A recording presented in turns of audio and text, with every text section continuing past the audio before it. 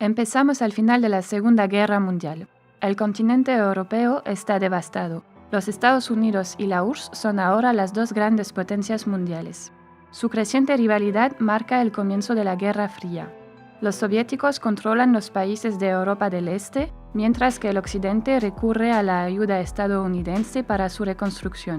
El viejo continente está dividido por la cortina de hierro. En Occidente, la idea de la unidad europea aparece. El 9 de mayo de 1950, Francia, a través de su ministro de Asuntos Exteriores, Robert Schuman, propone una reconciliación franco-alemana y la puesta en común bajo una alta autoridad supranacional de la producción de carbón y acero. Estos constituyen las principales riquezas de los países industrializados y son necesarios para la fabricación de armas. El objetivo es relanzar la economía y preservar la paz. El proyecto está abierto a los países que deseen unirse a él. Al año siguiente, en París, 6 países firman el Tratado Constitutivo de la Comunidad Europea del Carbón y del Acero. Alemania está dividida por la cortina de hierro, solo Alemania del Oeste se une a él. Para acelerar la construcción europea, los 6 se reúnen en Roma el 25 de marzo de 1957 para firmar 2 nuevos tratados. El primero crea la Comunidad Económica Europea, cuyo principal objetivo es establecer un mercado común, en particular permitiendo la libre circulación de los trabajadores y suprimiendo los derechos de aduana entre los Estados miembros. El tratado también define políticas comunes en materia de transporte, comercio exterior y agricultura. La política agrícola común, o PAC, debe, entre otras cosas, aumentar la productividad agrícola, ofrecer precios razonables y garantizar un nivel de vida justo para los agricultores. El segundo tratado establece la Comunidad Europea de la Energía Atómica, cuyo objetivo es coordinar los programas de investigación nuclear civil. Los tratados de Roma entran en vigor en 1958, pero se necesitan varios años más para que las políticas sean implementadas. Nuevos países solicitan su adhesión a las comunidades, entre ellos el Reino Unido, pero la Francia de De Gaulle opone su veto porque se la considera demasiado aliada de los Estados Unidos. Para simplificar la situación, se fusionan las instituciones de las 3 comunidades. Ahora hay una única Comisión Europea, formada por comisarios elegidos por los jefes de Estado. Esta comisión propone las leyes europeas que deben ser de interés general. Hay un Consejo de la Unión Europea compuesto por los ministros de los gobiernos de los Estados miembros. Aprueban, modifican o rechazan las propuestas de la Comisión. Hay un Parlamento que representa a los pueblos de Europa y que también da su opinión sobre las propuestas de la Comisión. Su poder aumentará con cada nuevo tratado en el futuro. Por último, hay el Tribunal de Justicia, que verifica la legalidad de las decisiones tomadas. En 1967, el Reino Unido vuelve a solicitar su adhesión, pero Francia se opone por segunda vez. Con la supresión de los derechos de aduana para los productos industriales y agrícolas y la introducción de la libre circulación de trabajadores, la situación económica mejora rápidamente, lo que da lugar a una nueva ola de solicitudes de adhesión. Esta vez las negociaciones se desarrollan bien, pero en un referéndum en Noruega, la población se opone a la adhesión del país. En 1973, Irlanda, el Reino Unido y Dinamarca se incorporan a la comunidad. En París, los jefes de Estado y de Gobierno se acuerdan para crear el Consejo Europeo. Los jefes de Estado deben ahora reunirse al menos 3 veces al año para definir juntos las directrices generales de la comunidad. En el sur del continente, tras el fin de las dictaduras en Portugal, Grecia y España, los 3 países solicitan la adhesión a la comunidad. En 1979, por primera vez, los miembros del Parlamento Europeo son elegidos por sufragio universal directo. En 1981, Grecia se incorpora a la comunidad, mientras que al año siguiente, tras un referéndum, Groenlandia, que había obtenido más autonomía de Dinamarca, opta por abandonarla. En 1984, el Reino Unido de Margaret Thatcher considera que no se beneficia suficientemente de la financiación de la PAC, que entonces representa el 80% de los gastos europeos. Negocia y obtiene un reembolso de la contribución del país al presupuesto europeo. En 1986, España y Portugal se unen a su vez a la comunidad. Los 12 y la Comisión Europea dan un impulso al mercado interior al firmar el Acta Única Europea.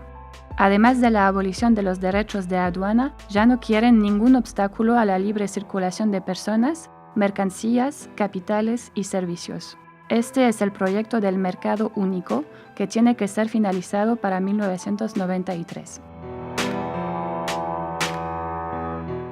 Tras la caída del muro de Berlín, Alemania está reunificada. En el este, la URSS, que ya no puede contener las revueltas antisoviéticas, se derrumba, abriendo nuevos horizontes para la comunidad que establece contactos con los países de Europa del Este.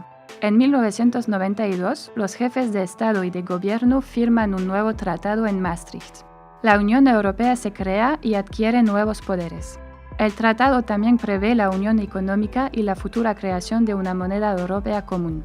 Todos los países ratifican el tratado, incluida Dinamarca, donde se necesitan 2 referendos y largas negociaciones para quedar exentos de la moneda común. Una nueva ola de países solicita la adhesión a la Unión, pero en Suiza y luego en Noruega, la población se opone por referéndum. Con Austria, Suecia y Finlandia, en cambio, las negociaciones concluyen con éxito.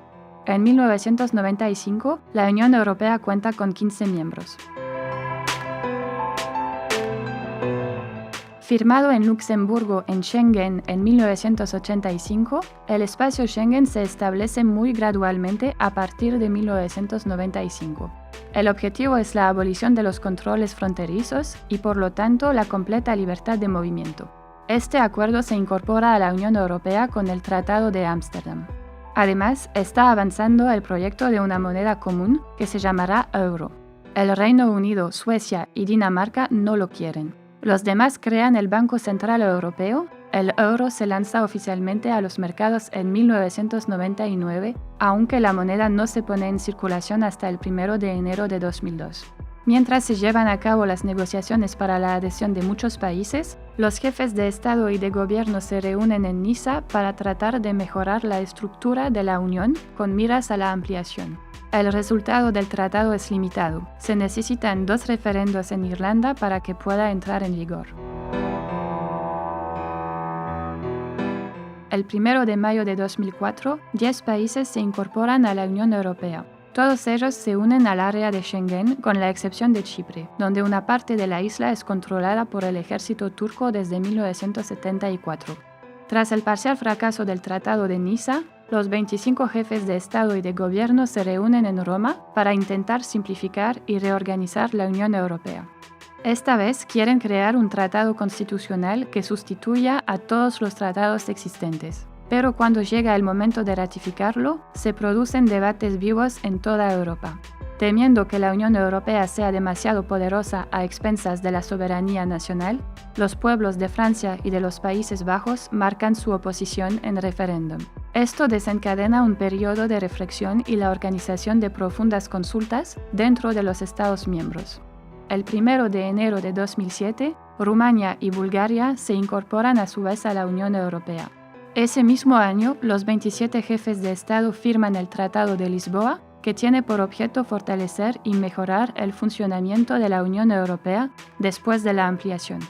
La Unión Europea debe promover la paz, apoyar el desarrollo sostenible, combatir la exclusión social y la discriminación y salvaguardar el patrimonio cultural.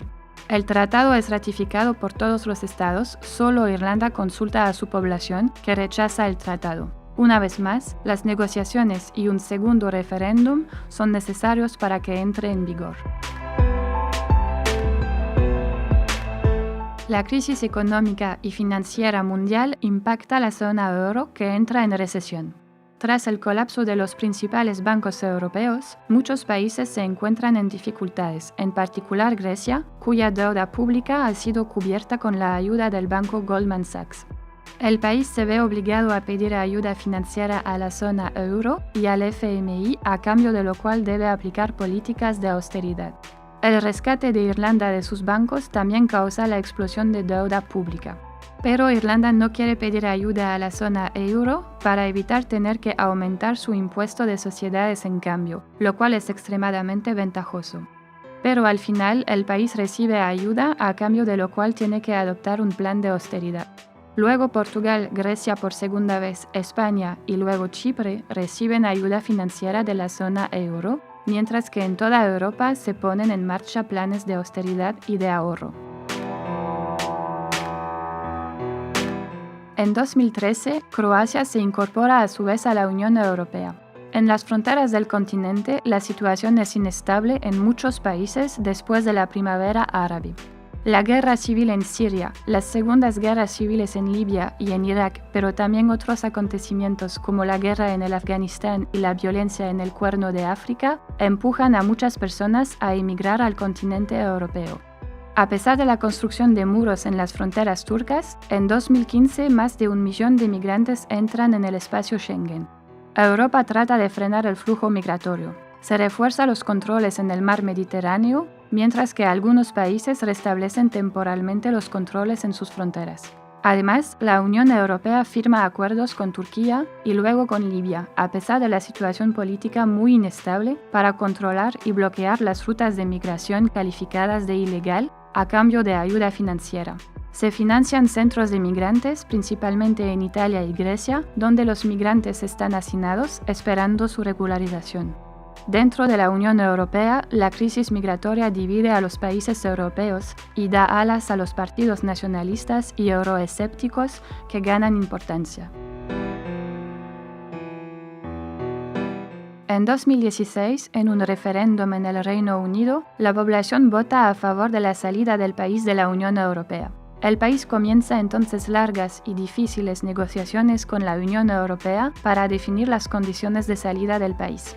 Después de muchos fracasos, finalmente se llega a un acuerdo y se programa la salida del país para el 31 de enero de 2020. El Reino Unido deja la Unión y ya no tiene ningún poder de decisión. Sin embargo, sigue contribuyendo al presupuesto europeo y recibiendo financiación hasta finales de 2020, plazo necesario para negociar nuevos acuerdos, en particular en lo que respecta a los derechos de aduana, la libre circulación, la situación de los europeos que viven en el Reino Unido y viceversa, y el estatuto de la frontera que separa a Irlanda de Irlanda del Norte. El 24 de diciembre de 2020, un acuerdo final es firmado. Tras la salida del Reino Unido, la Unión Europea tiene 27 Estados miembros, con una población de aproximadamente 450 millones de habitantes. Se están llevando a cabo negociaciones para la adhesión de nuevos países, principalmente en los Balcanes. Las negociaciones para la adhesión de Turquía, que comenzaron en 2005, estancan. 19 países son miembros de la zona del euro, mientras que otros 6 han adoptado el euro sin ser miembros de la zona del euro ni de la Unión Europea. Finalmente, el área de Schengen comprende ahora 26 estados, 4 de los cuales no son miembros de la Unión Europea. Se espera que Chipre, Croacia, Bulgaria y Rumania se unan al área Schengen en un futuro próximo.